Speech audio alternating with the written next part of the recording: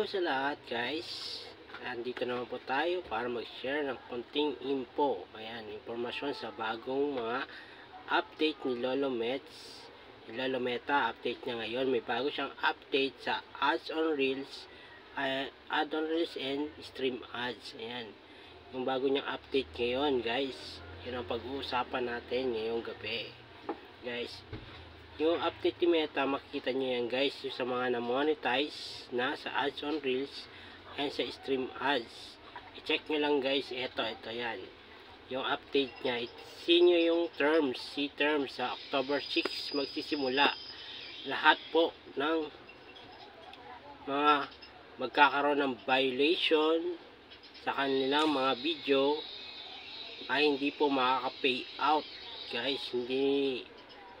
Hindi ipaprocess ni Meta ang mga payout ko, ang mga video nyo o ang mga video reels. Ayan, video reels nyo ay magkakaroon ng mga violation. Kaya guys, ang advice ko sa inyo guys, always mag-ingat sa inyong ina-upload na videos, reels, lalong-lalo na kung mga monetize na kayo mga lods.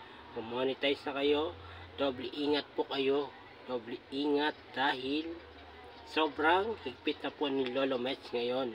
Sobrang higpit ni Lolo Mets. Bakit kaya naghigpit ng todo-todo si Lolo Meta?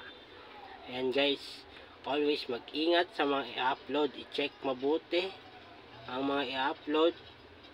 And huwag na po kayong kumuha ng hindi nyo sariling video. Ayan, o mga gaya ng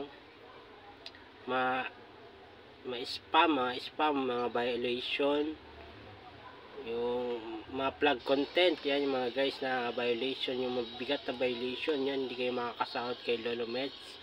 Paulit-ulit yung ginagawa o nagkakaroon kayo ng violation. Yun yung bagong update ni Lolo Meta sa ads on reels and stream ads. Sana po hindi pa maging ganun din sa star. Yan, kaya sa mga loads natin dyan guys, mag-ingat, always mag-ingat sa mga i-upload yung videos pa. Basta tingnan nyo mabuti yung inyong i-upload kung hindi kayo magkakaroon ng violation sa inyong mga sinasabi, mga salita. Ayan, mag-ingat rin kayo sa mga salita na bawal dito kay Lolo Mets. Mga bawal na salita kay Lolo Mets, yung mga hate, then sexual abuse, then yung politics, mga bawal po yan kay Lolo Mets. Kaya mag-ingat po kayo, huwag nyo i-upload yung mga ganyang bagay. And ingat-ingat rin po kayo sa mga restriction guys. Yun lang po guys. Kung nakatulong ang video na to, please share nyo lang guys ang ating mga video at panoorin nyo ang ating mga ads na lumalabas sa ating video. At yun lang po guys, share, comment, and react po, and follow nyo na rin po. Yun lang po, maraming salamat.